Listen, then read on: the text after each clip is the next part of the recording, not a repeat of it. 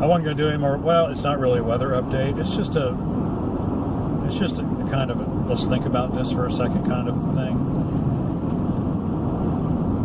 It is concerning to me that the last two major hurricanes that have hit North Carolina have brought so much flooding and water to the state, and you can't help but wonder, is this going to be the new normal? Are we, in other words, we're not going to get these storms that roll in at 200 miles an hour and just blow everything over. No, we're going to get something that in the end is really far worse than high wind, and that is all this rain. And to think about all the people down east who are suffering because everything they've got is underwater. I mean,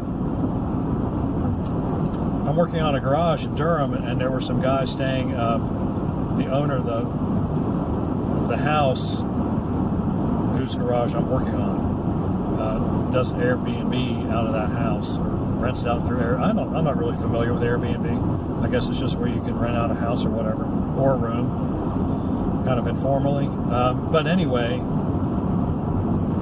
those guys were staying there, and they were they'd driven from California. I mean, that's how big this is. People are flooding in from, no pun intended, flooding in from everywhere to do the work because there is so much.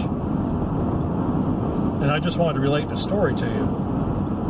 He said they had an Airbnb house down in Wallace, which is down near where just in the general vicinity of where I-40's flooded right now. And so they're going down the road. They got on, they got Google Maps or GPS or whatever.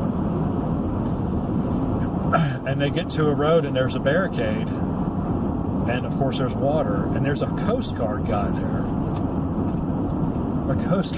He says, "What are you doing?" That must have been an interesting conversation. I've never met a Coast Guard person, but I guess it was just like, not like a cutter or anything, but just like Coast Guard personnel. And he asked what they were doing down there. He said, "Well, we're looking for this house because this is where we're going to stay while we do our work down here." And he said, "Okay, let me see where you're going." So he showed him the phone where it was. He said, "Okay, I tell you what, let's get in my boat." So he must have a little skiff or something. And so they go out on their boat and they get to the GPS coordinates of where the house is. And the only thing that's visible is a weather vane that's mounted on the roof. Now, I can't vouch for the veracity of that story, but I wouldn't be surprised, given the level of flooding that's occurred down there. But that's kind of like puts a face. That kind of puts like, can you imagine? I don't know where the house is exactly. I don't know if it's in a valley. I don't know if it's in a particularly flood-prone area. But a typical one-story house is 15 feet tall, and it's underwater. I think 15 feet is reasonable, right? 15 feet, you got your foundation, you got 8 feet of wall, and then you got your roof, another 4 feet. So, 15 feet is probably fair, right? Underwater. It's like, how can you can't live in an area like that if these then my point is, of course, you can't live in an area if those kinds of floods are going to happen every couple years. It becomes essentially uninhabitable land. And so what I'm hoping is that these past two storms, of course, Matthew, I guess, is kind of looking a little lightweight compared to what Florence has done.